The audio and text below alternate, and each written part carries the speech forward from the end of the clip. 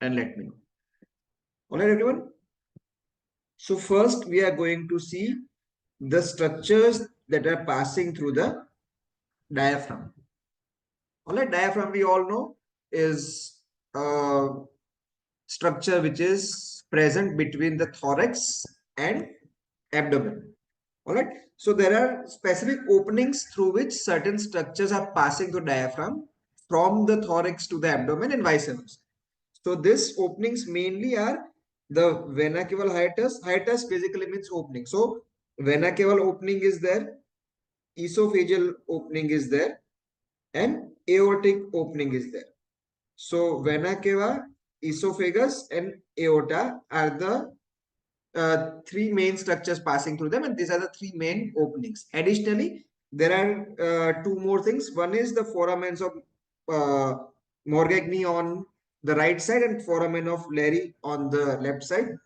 As I told yesterday also, if possible, do make notes along with the classes. It will be very much helpful to you when you are quickly revising before exam.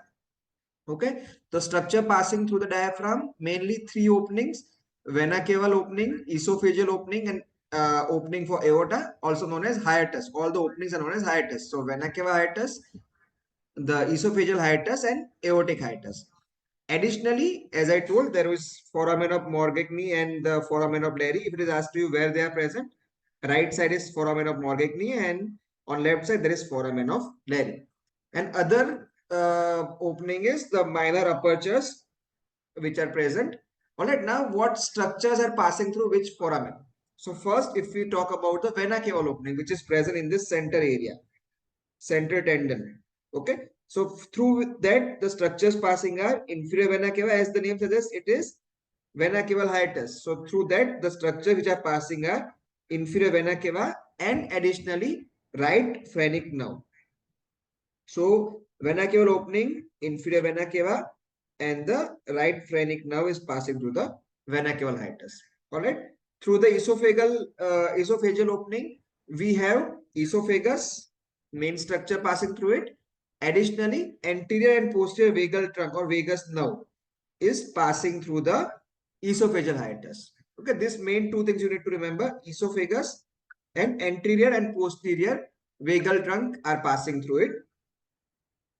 Through the aorta, we have aorta hiatus, we have aorta passing through it. Additionally, azygous and hemiazygous vein, thoracic ducts. These are the three things you should remember, which are passing through the aortic hiatus. Now, you'll think that we don't know anything about these structures, at least in the form of applied anatomy. We have never, if it is head and neck, we also can correlate certain things through the practice or clinical practice that we have done. These things are straightforward, remembering, or I would say mugging, that we have to do, that what structure passing through it. So of course it becomes difficult that we cannot remember what structure is passing through it. So we have a small mnemonic that you can remember. This mnemonic you can remember as: I ate 10 eggs in Vegas at a 12. I ate 10 eggs in Vegas at 12. Now, why this mnemonic is helpful to us for? That is for the location of this opening. Okay. Mainly three opening, as I told you. The vena cava opening, through which vena cava and right phrenic nerve is passing. Next is aortic opening, that is aorta and thoracic duct are passing through it, and the esophageal opening, through which esophagus and the vagus nerve are passing. All right. At what level they are present in terms of the vertebrae? So they are present in the thoracic vertebral region. These are thoracic vertebrae. Remember this thing. In the thoracic vertebrae, at what level what structure is? So at T8, the vena cava opening is there. T10, esophageal opening is there. And T12, aortic opening is there. All right. So how to remember this with the help of this mnemonic? I8. This is in this mnemonic. No, I8 is there. I8. So at the level of 8, there is I. I is inferior vena cava, which is passing through it. So at the level of 8, we have vena cava opening. Next is 10 eggs in Vegas.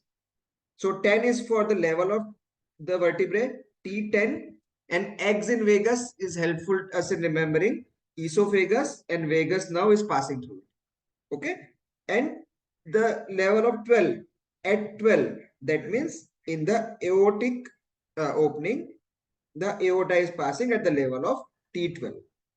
Is this clear to all of you? This mnemonic about the level of the openings in the diaphragm?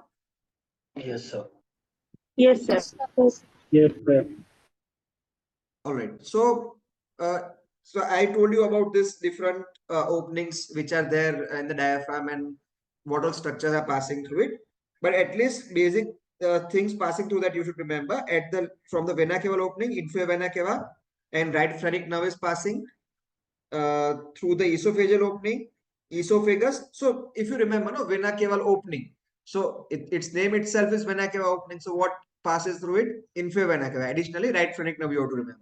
Then esophageal opening. So as you saw here, 10 eggs in vagus. So that way you can remember esophagus is there only. Additionally, vagus nerve is also passing through. Okay, and along with it, esophageal branch of the left gastric artery. These three you should remember. And through the aortic opening, what we have to remember, if the name is aortic, of course, aorta is going to pass. Additionally, thoracic duct and azygous vein will pass through. Is it clear to all of you? Yes, sir. Yes, sir. Okay, I know you won't have any doubt from it as of now because it appears to be new to us. But after the lecture, if you go through the notes, so remember what structures are passing through. What we have to remember? The structures passing through. First, names of the opening, what all opening are there, structures passing through them, and what is the level of the opening at T8, T10, and T12. At T8, which opening is there? Quickly. Vena cava. The Vena vena cava opening is there. At T10, which opening is there? Esophagus. Esophagus. Esophageal. And at T12, Aorta. very good. So this is clear to all of you. Shall we move on to the next topic? Yes, sir. Yes. These are very short and miscellaneous topics that I'm going to cover, which may not be there in our regular live class or in our recorded lecture. So I'm covering here, but these are important ones for you. Okay. Next, I am going to talk about something known as Peyer's patches.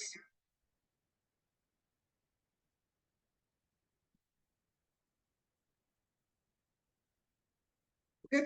But to get the idea about the Peyer patch, let's understand what it is. So Peyer's patch are basically lymphoid organ. All right, and this lymphoid organs, what does lymph do? It is helpful in immunity. Okay, lymphoid organs play a part in providing immunity to our body. So if we see the lymphoid organs can be of two types: primary lymphoid organs and the secondary lymphoid organs. Lymphoid organs, as in the form of their function is to provide the immunity. Which are the primary lymphoid organs? The bone marrow and the thymus. Bone marrow and thymus are primary lymphoid organs, and the secondary organs are lymph nodes, which are present all over the body, tonsils in our oral cavity, spleen, and MALT. MALT is MALT, which is mucosa associated lymphoid tissue. Remember, MALT is mucosa associated lymphoid tissue. This can be present in two places. It can be present in the respiratory system, in bronchus. In the bronchus, it is known as bronchus associated lymphoid tissue, BALT. And in the digestive tract, which is known as the gut associated lymphoid tissue, GALT. Okay, so MALT, that is mucosa associated lymphoid tissue, present in two places. One is in the respiratory system, that is BALT, and in the digestive tract, gut associated lymphoid tissue is GALT. Is this clear to all of you? Yes, sir. Yes, sir. Okay, I'll expect everyone to answer so that I know that it is clear. And if any doubt is there, then also let me. Okay, so primary bone marrow and thymus, and the secondary lymph nodes, tonsils, spleens, and this mucosa associated lymphoid tissue. The secondary. Now coming to primary. In primary, two are there, bone marrow and thymus. What does bone marrow do? Bone marrow produces B lymphocytes. It provides us B lymphocytes. There are two types of lymphocytes, B cells and T cells. B cells come from the bone marrow, which produces plasma cells. Plasma cell produces antibody, and this provides us humoral immunity. Okay, and T cells are produced by the thymus, and they provide us cell-mediated immunity. There are two types of immunities, humoral and cell-mediated. Humoral immunity is provided to us in the form of antibodies, which are produced ultimately by B lymphocytes or B cells. And T cells provide us cell-mediated immunity. Okay, B cells are produced in bone marrow, and T cells are produced in thymus. Clear, everyone? Yes, sir. Yes, sir. Yes, sir.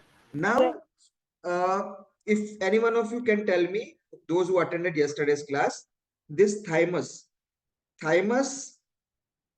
embryologically is originating from which structure in the pharyngeal arches? It was in which structure? Third pharyngeal pouch. It was in third pharyngeal pouch, right? So now there is a condition which is known as DiGeorge syndrome. Remember this. DiGeorge syndrome, also known as 22q11.2 deletion syndrome.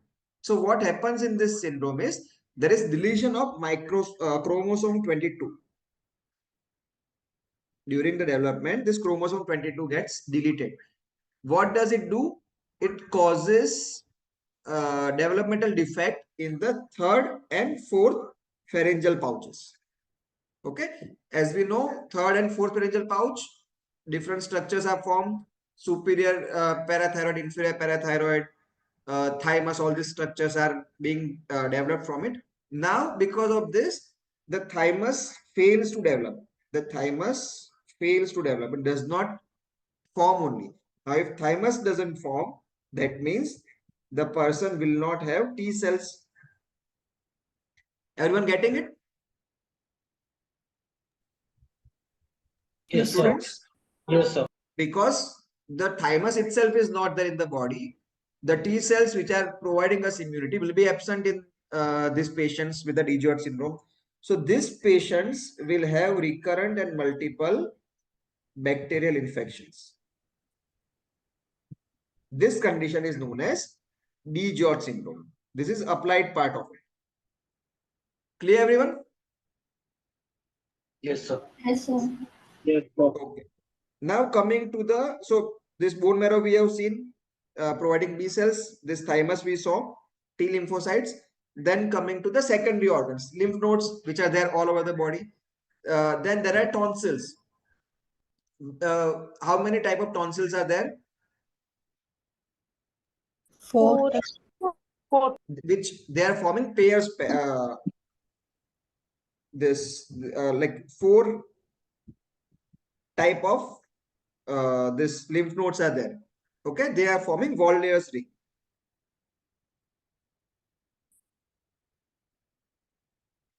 Which all tonsils are there in this wall-layers ring?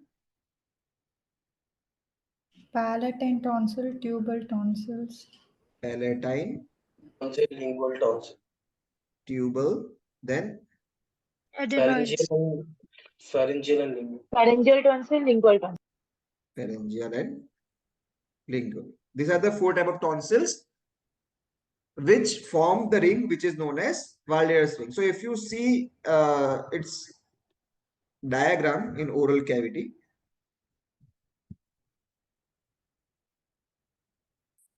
it is like this.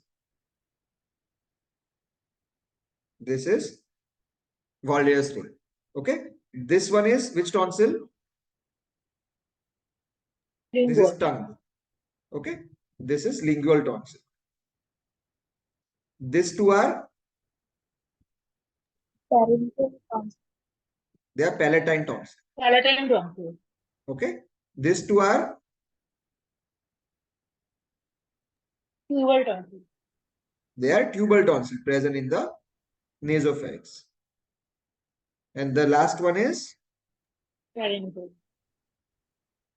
pharyngeal. So these tonsils here play a part as a secondary lymphoid organ. Then there is spleen, and then coming to MALT, that is mucosa associated. I already told you two type of mucosa associated lymphoid tissue is there. One is in the respiratory system, which is BALT, bronchus associated lymphoid tissue, and the one which is in the uh, our digestive system, which is GALT. All right. Now this GALT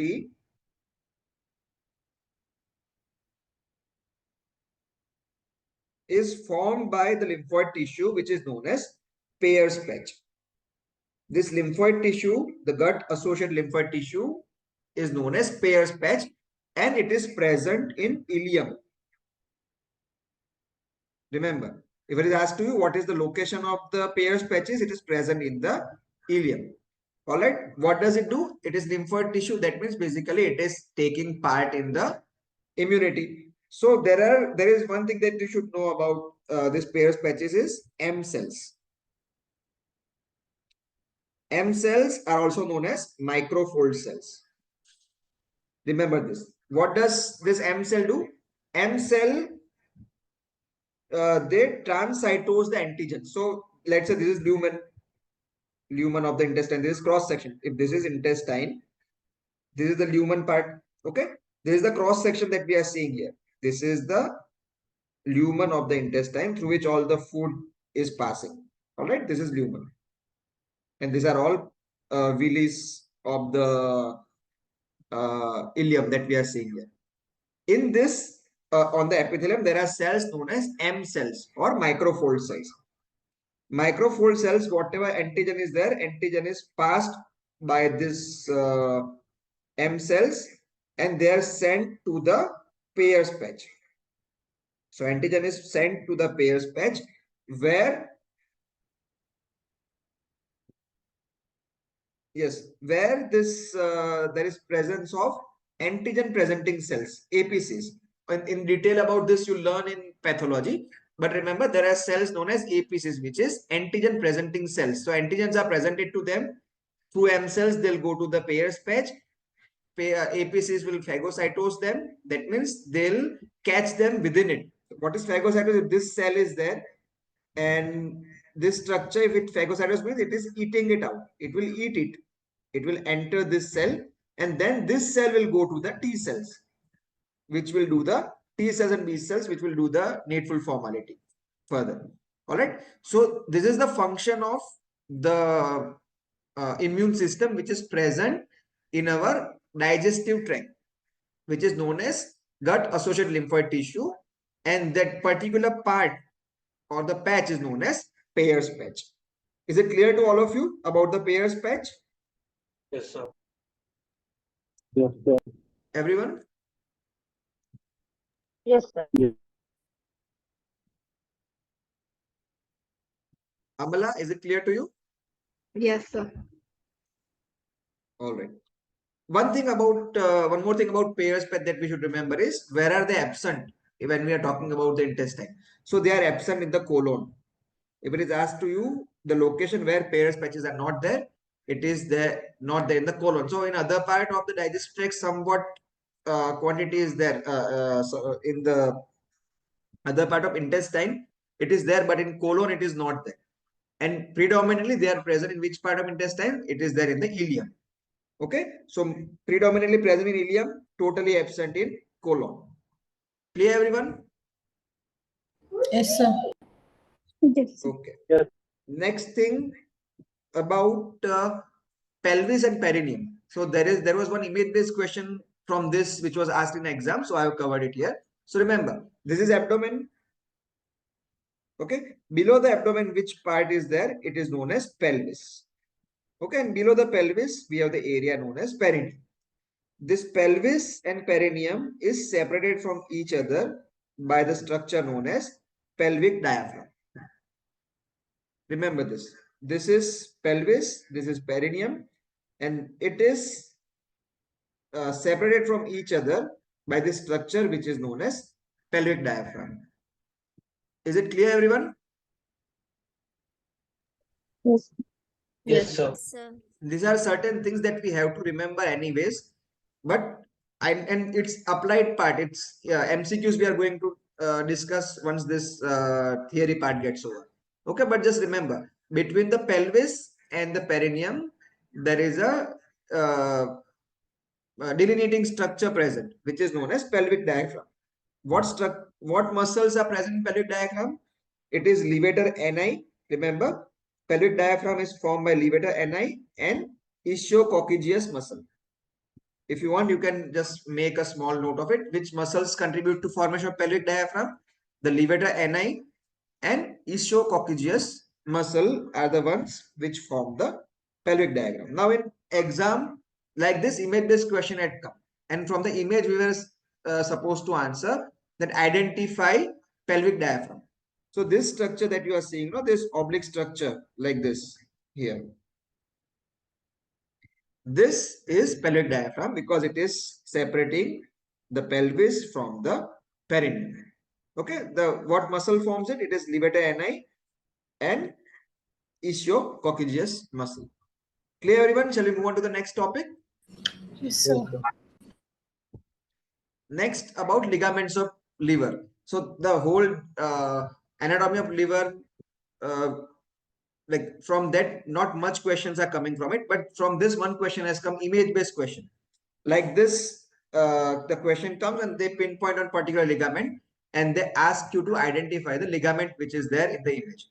Okay, so I'll quickly cover what all ligaments are there in the liver. So remember, for remembering purpose, we can divide them into triangular, coronary, falciform, and round ligament. Mainly these four types.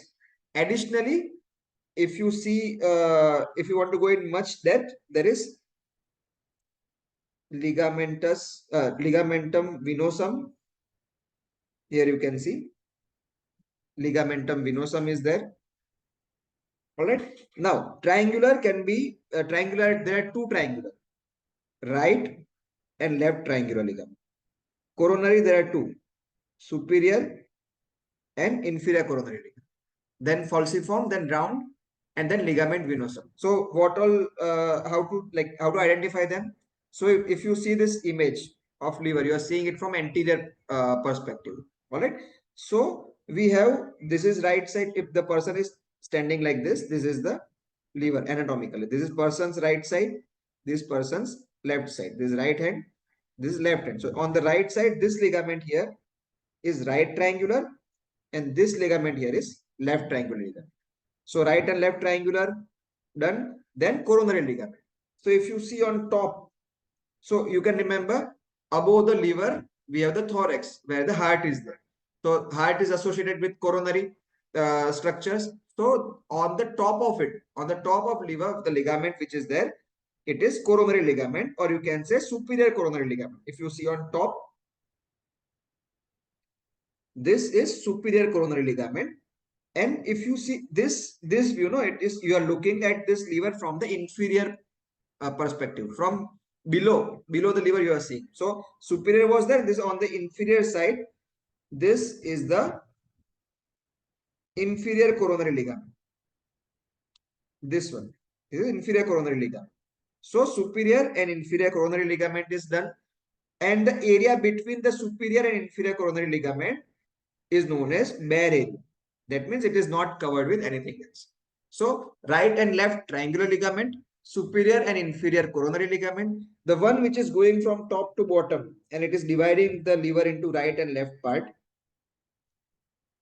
is known as falciform ligament or falciform ligament. And the below the falciform ligament, this one structure that you are seeing here, it is known as round ligament, or also known as ligamentum teres hepatis. You can remember as round ligament. Okay.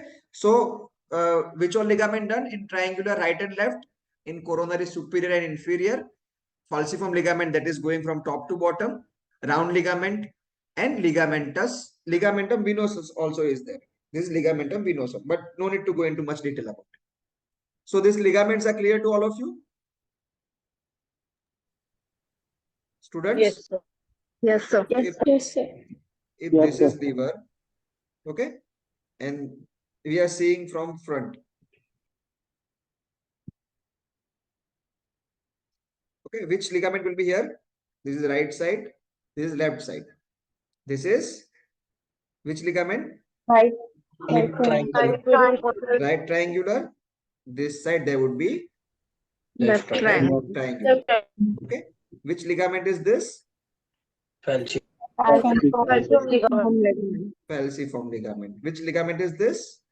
Round Round. ligament. Round ligament. Round ligament. On the top, which ligament would be there? Coronary ligament. Superior Superior coronary. Okay, and if we see from bottom, we have this ligament over here. This is Inferior coronary. inferior coronary, and there is an area between the superior coronary and inferior coronary ligament. That area is known as Great.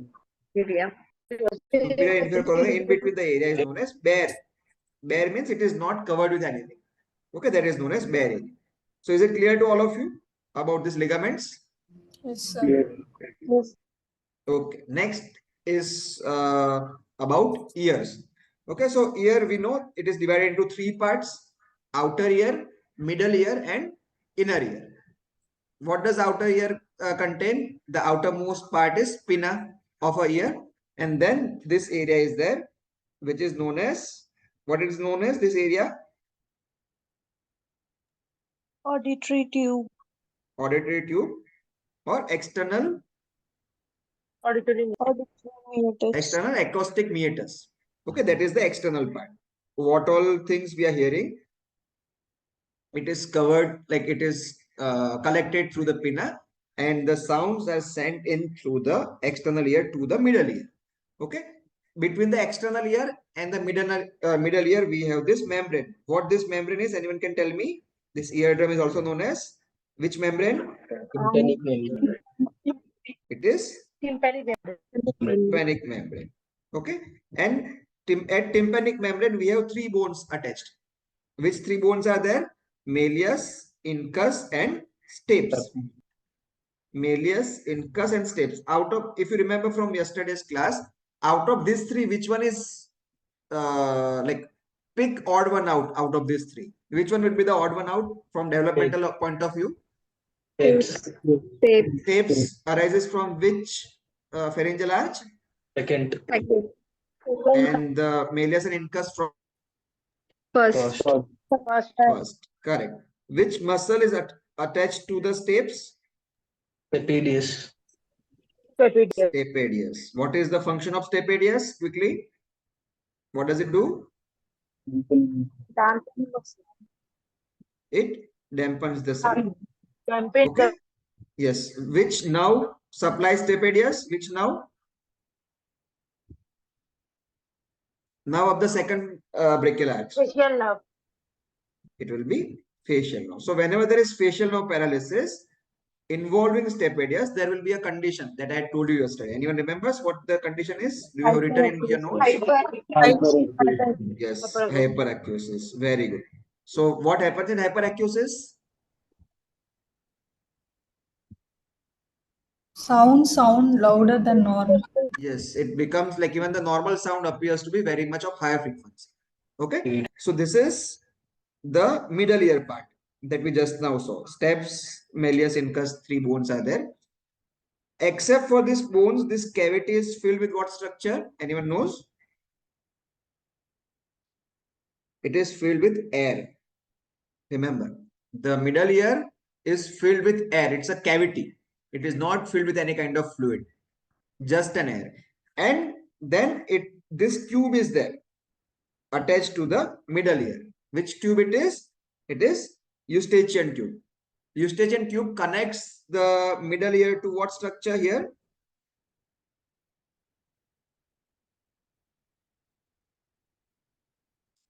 It is also known as pharyngeal tube.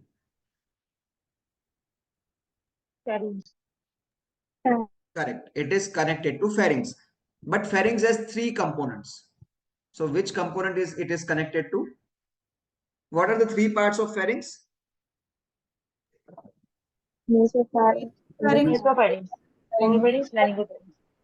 Nasopharynx, Oropharynx and laryngopharynx. Okay, these three parts are there. Acha, you tell me, we saw the type of tonsils. Na? There is this tubal tonsil.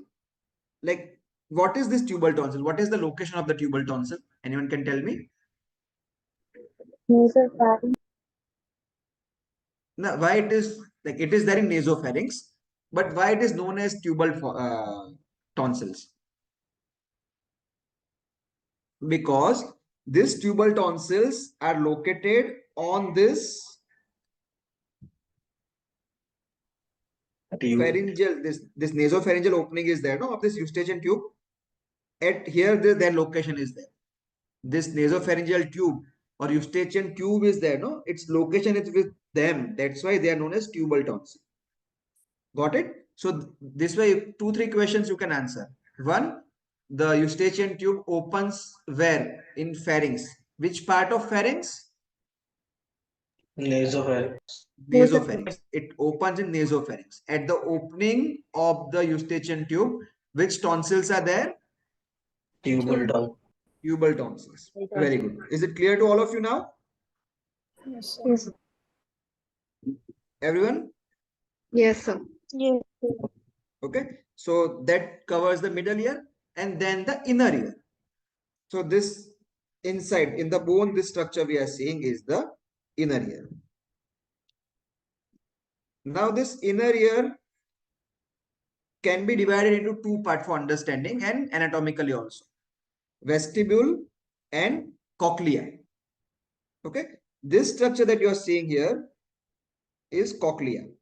This round structure. And this structure that you are seeing here is vestibule. All right. Vestibule and cochlea. If you see function wise, there are two, they both have different function. The vestibule and the cochlea. What is the function of cochlea? Anyone knows? Hearing. Cochlea is for hearing, correct. And about the vestibule, what does it do? Balance. It is for balance. So there is a nerve known as vestibulocochlear nerve. What is the cranial nerve number of it? 8. Cranial nerve 8. Vestibulocochlear nerve. So it has two components. One is vestibular nerve, which is supplying to this vestibule, all right, which is helpful in balance, and the cochlear, which is supplying to the cochlea, which is useful to us in hearing.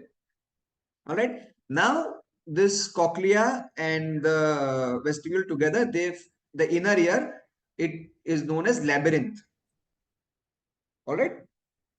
This structure is labyrinth, which has two components, bony and membranous. Okay, this outer part we are seeing is a bony structure, the outer part, and within it there are the component of it are the membranous structures. So we saw there are two parts, the cochlea and the vestibule. In the bony part, there is cochlea, there is vestibule, and third other this semicircular canals are also there. So this is cochlea, this is vestibule, and these are the semicircular canals.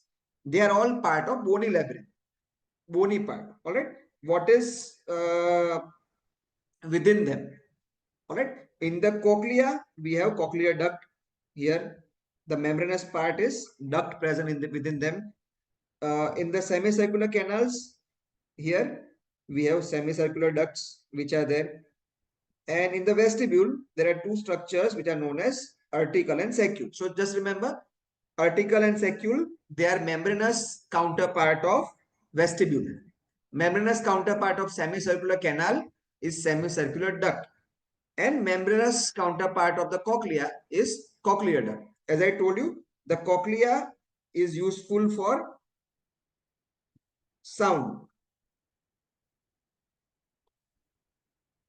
Cochlea is for sound. And this too, the semicircular canals and vestibule, they are for balance.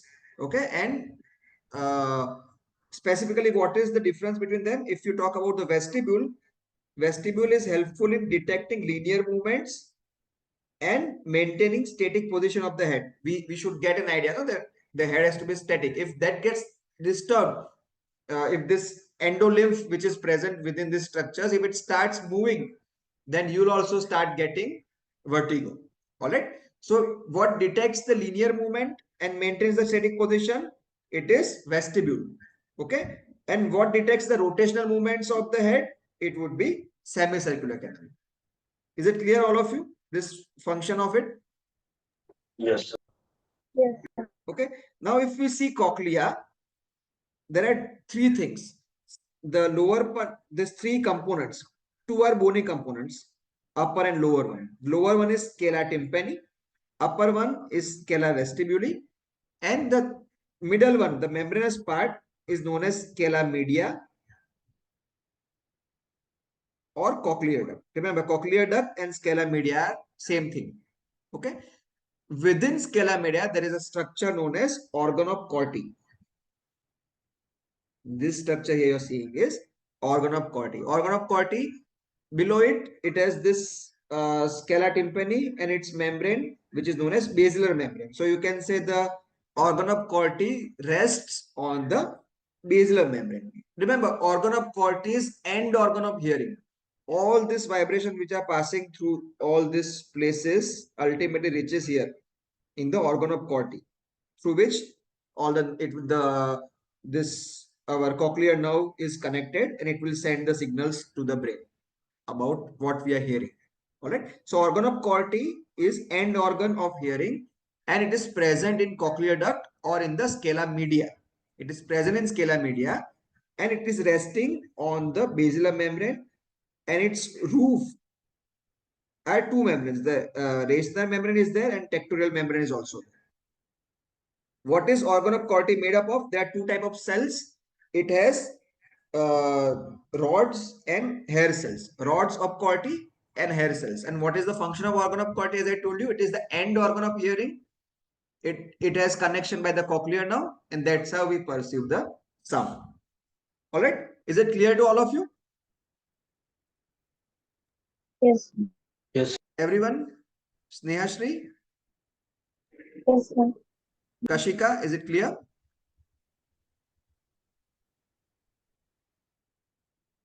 Dr. Kashika, can you hear me?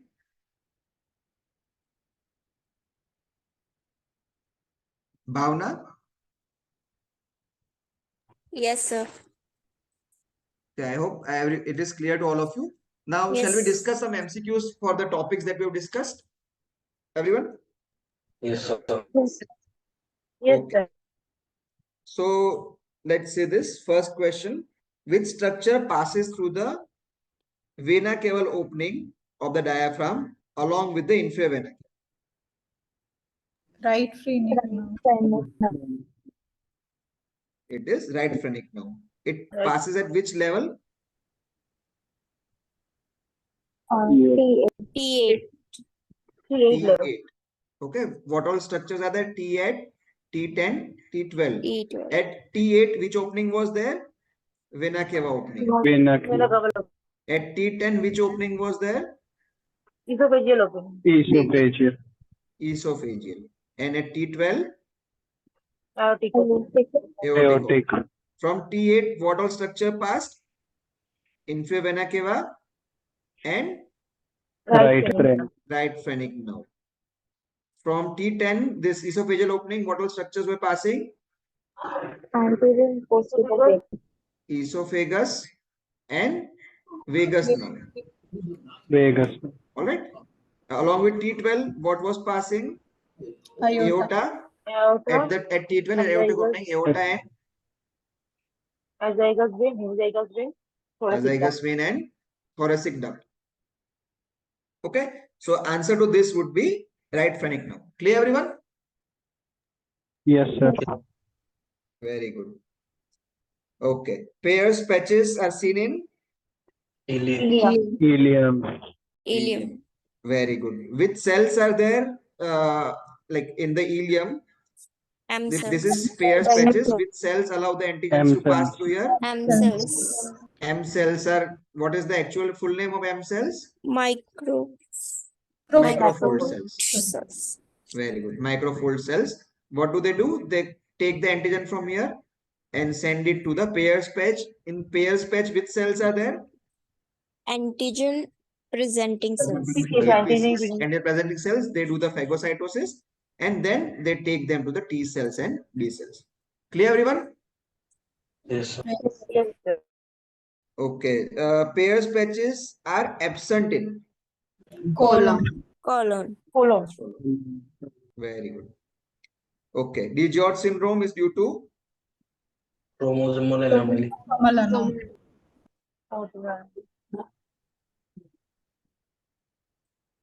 it is not. See, there is chromosomal anomaly can be a possible answer, but there is even more possible answer among the options. Congenital thymic Congenital aplasia. thymic. Yes. If there is specifically mention of the thymic aplasia, then we have to choose it. Although we know which chromosome gets deleted, 22. chromosome 22 is getting deleted, that we all know, right? But the chromosomal anomaly could be any chromosome. But if this thymic aplasia option is there, we have to go with the congenital thymic aplasia. Clear, everyone? Yes, sir. Yes, sir. Okay, this we already saw. Okay, in this given option, like A, B, C, D, E are marked, which one is pelvic diaphragm? B. B. See, B is C. inner line. C. B is C, inner line C. here. C C. is the actual muscle, right? This C. C is the pelvic diaphragm.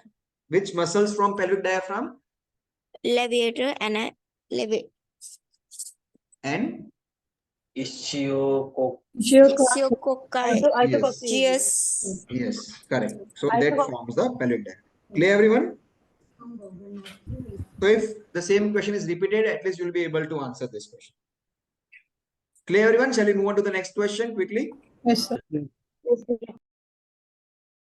Identify the structure marked Falciparum ligament. falciform ligament. Okay. If this ligament is which ligament? Right triangle. Right triangle. Right triangular. Which one is here? Left Left Left triangle. triangular. Which ligament would be here? Somewhere on the top? Superior coronary. Here? Coronary. Okay. And which ligament is it? Round. The other name of this ligament? I hope you have made the notes of it, what I had told that time. All right. And just for information, do you know what structure is it here? Below the liver? It is not a Gallbladder. ligament. Gallbladder. Yes. Yes. Correct. Gallbladder. Gallbladder. Sorry. All right. These are the ligaments. Okay. Organ of Corti is present in Scala Option B. scala media. Okay, very good. So all the questions you guys were able to answer very nicely. So that's all for our today's session. The question